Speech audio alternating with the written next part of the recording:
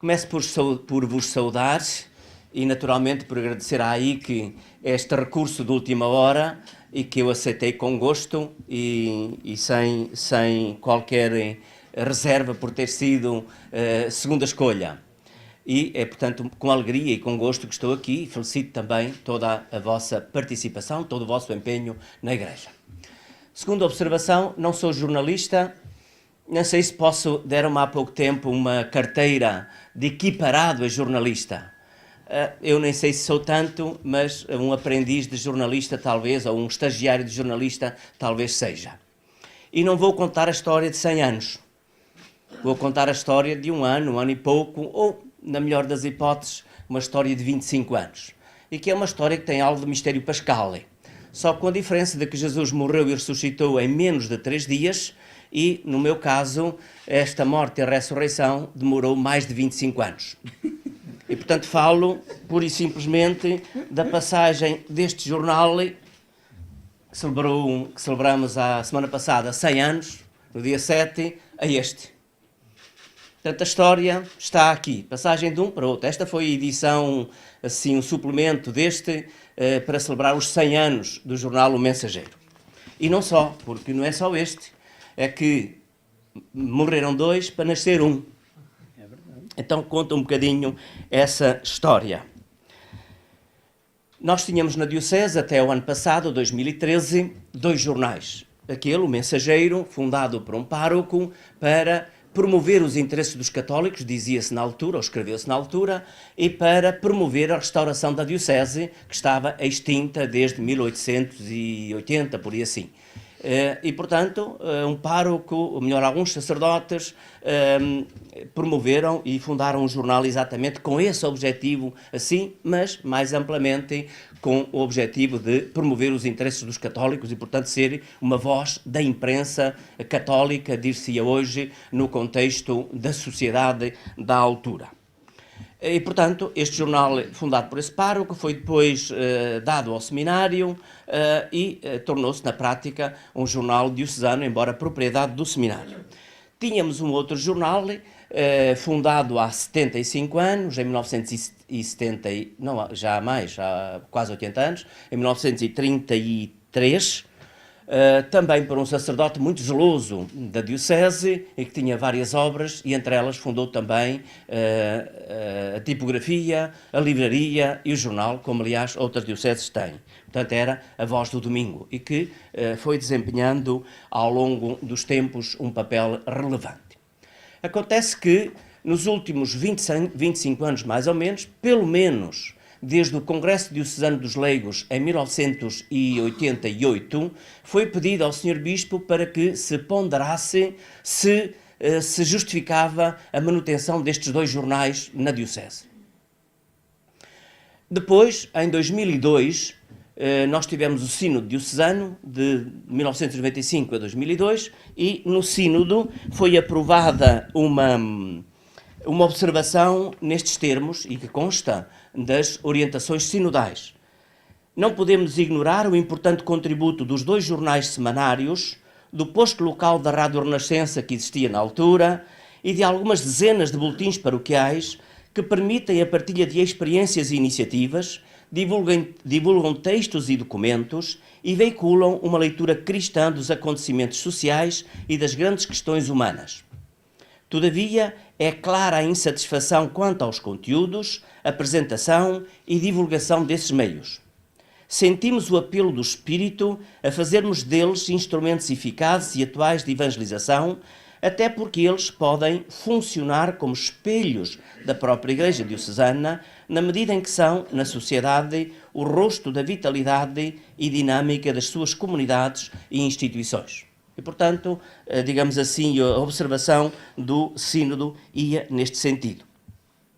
Foi então que, depois disto e depois com a entrada do novo bispo, Dom António Marto, que a certa altura este descontentamento era com frequência mencionado nos conselhos presbiterais, no conselho pastoral e em vários âmbitos havia claramente uma voz difusa na sociedade de insatisfação com estes. Acresce a isso que os 2 jornais davam um déficit anual elevado, tudo acima dos 50 mil euros cada um deles, o que era uma coisa insustentável conseguir manter-se.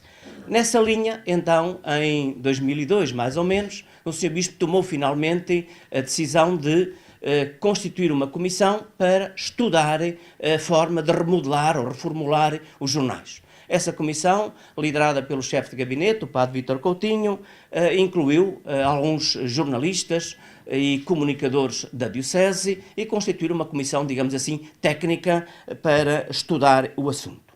E a proposta que fizeram foi exatamente que, depois de várias outras hipóteses, que se fundissem os dois jornais num só. E a decisão foi no sentido de criarem um novo título, um novo projeto, portanto, e também uma nova equipa de trabalho. Portanto, haver uma mudança assim muito substancial. Nessa linha, o Sr. Bispo, então, em 2013, tomou a decisão, nas suas palavras, difícil, mas que se afirmava necessária, de reinventar os jornais existentes numa única publicação. Numa nota de agradecimento publicada na edição dos dois jornais que cessavam publicação, ele escreveu: não fechamos os jornais existentes, antes os reinventamos, notem bem a palavra porque creio que é bem ajustada à realidade, os reinventamos para juntos numa única publicação cumprirem melhor o papel evangelizador que têm prosseguido desde há tantos anos. E, portanto, foi esse o objetivo e daí nasceu o presente. Portanto, um nome novo, com um projeto novo, porque deixou de ser regionalista, como na prática era o Mensageiro, ou então inclinou-se um bocadinho mais para o tipo de publicação da Voz do Domingo, mas com conteúdos bem renovados, com mais notícia, com menos opiniões, menos recortes que fazia muito, porque o jornal muitas vezes era feito de tesoura e cola, como se dizia, e como muitos de vocês sabem o que significa esta expressão. E, portanto, a ideia é que fosse, de facto, espelho, fosse noticioso, que refletisse a vida da Igreja diocesana, desde as paróquias, aos movimentos, às comunidades religiosas, e depois, ao nível nacional, ao nível internacional, numa dimensão, digamos assim, bem católica. E foi daí que surgiu, ao explicar a opção feita, o presidente da comissão, o padre Vítor Coutinho, escrevia num comunicado em que dava a conhecerem exatamente a mudança. Perante a urgente necessidade de redefinição das prioridades, foi decidido abandonar a vertente de jornalismo regionalista, que não é tarefa específica das estruturas da Igreja, para centrar a informação da Diocese no campo religioso e eclesial, privilegiando perspectivas cristãs na abordagem dos acontecimentos sociais. E acrescentava: o objetivo desta opção é conseguir maior qualidade no serviço informativo relativo à vida das comunidades cristãs, garantindo a sua viabilidade económica.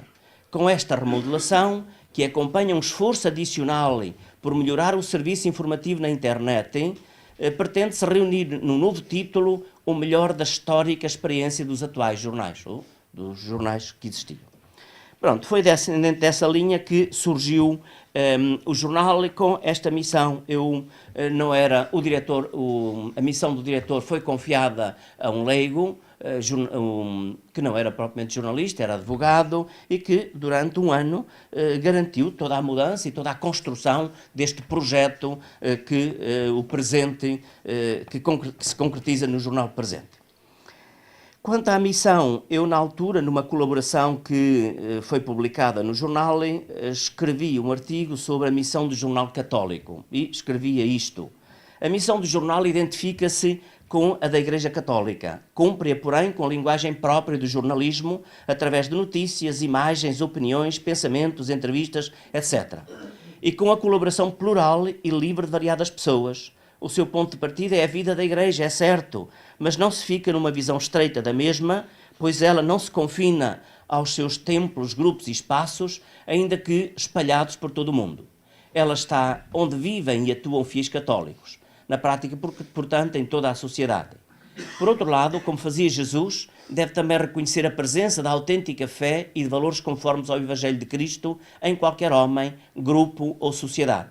O seu horizonte é aberto e universal, embora a sua perspectiva e olhar seja sempre a luz de Cristo. Mesmo quando exprime juízos e ideias sobre a sociedade nos seus variados âmbitos e componentes. E depois, nesse mesmo artigo, eu falava de 3 funções desta missão, que concretizam esta missão do Jornal Católico. A dimensão evangelizadora, a dimensão informativa e a dimensão formativa. Dispenso-vos ao comentário, às minhas palavras para dizer mais, vocês sabem melhor disto do que eu. Como é que o presente encarnou e encarna, digamos assim, este esforço de comunicação da alegria do Evangelho? Assume-se claramente como evangelizador. Portanto, quer transmitir boas notícias à sociedade.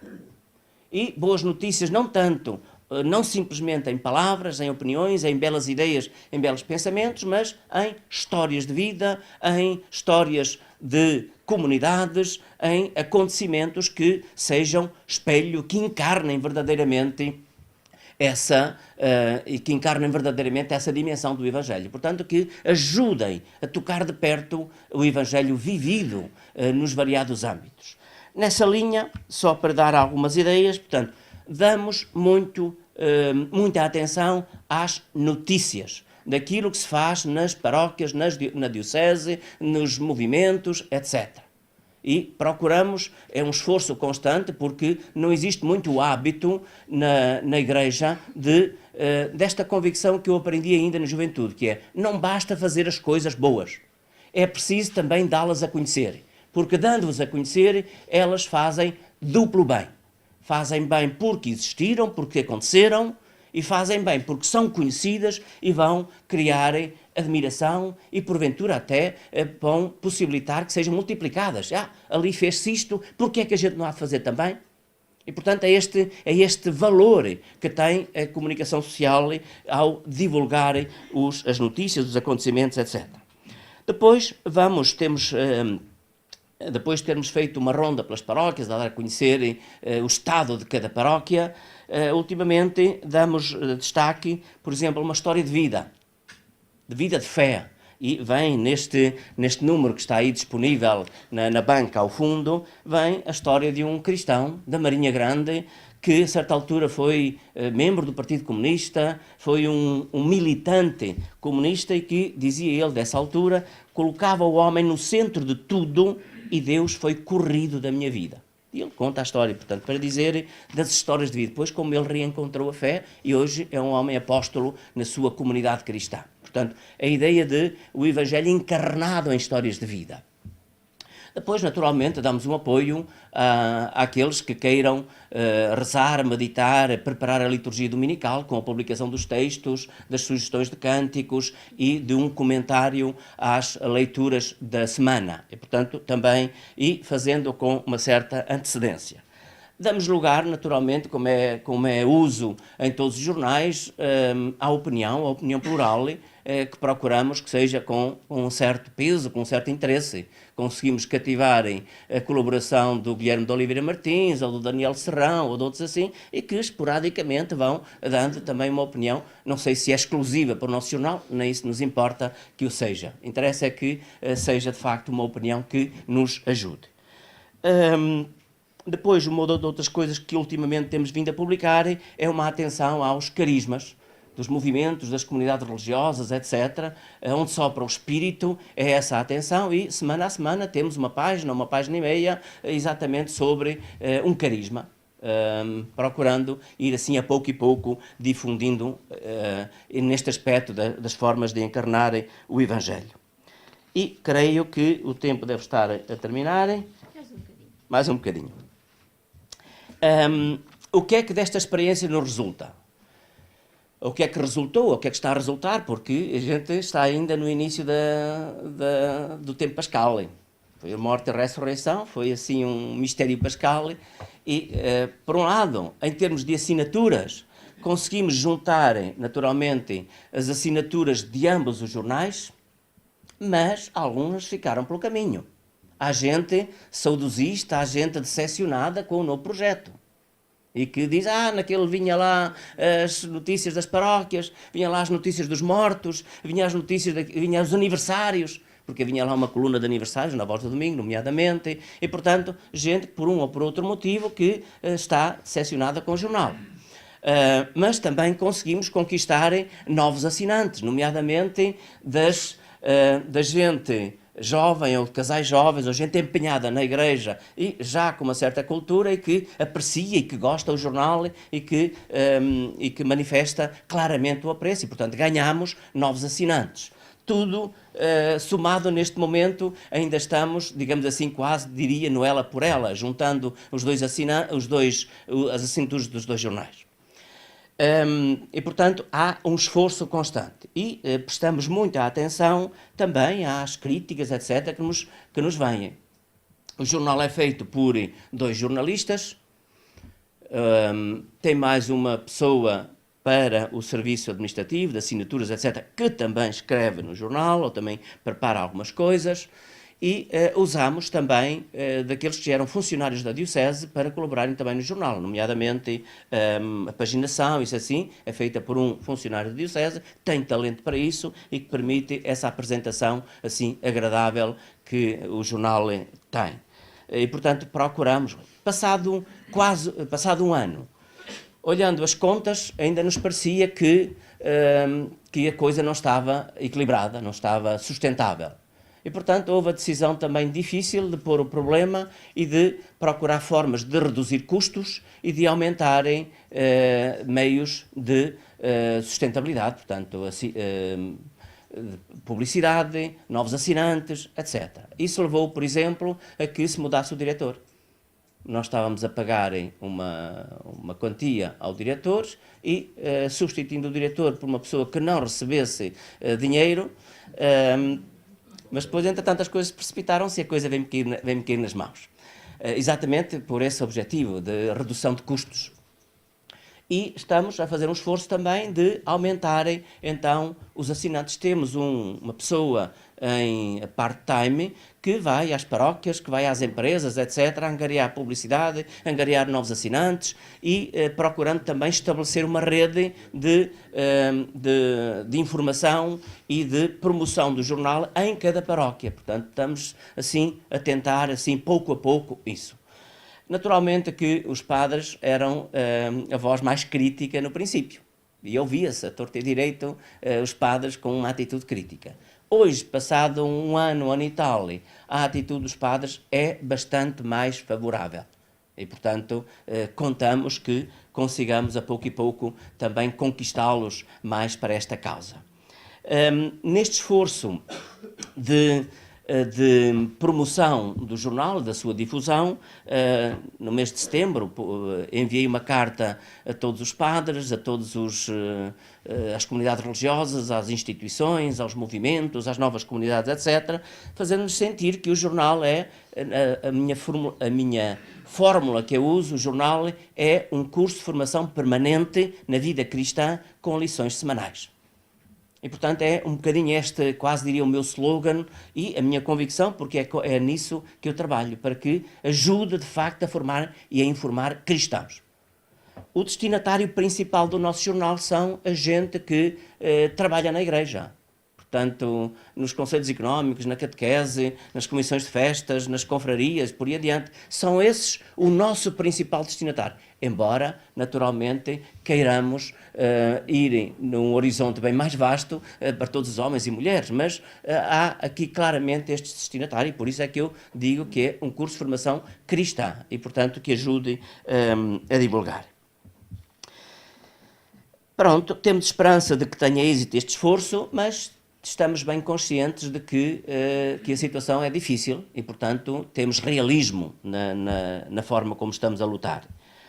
Estamos a dar o nosso melhor para servir bem a missão evangelizadora e para sermos mediadores da alegria do Evangelho, ou melhor, do Evangelho que gera alegria no coração das pessoas. E, portanto, para esta missão evangelizadora, informativa e formativa da Igreja e para cativar os leitores, a fim de que não só desejem receber o jornal e se mantenham fiéis a ele, mas que também se tornem promotores da sua difusão junto das pessoas que conhecem-se assim. É esta a nossa experiência por agora. Obrigado pela vossa atenção.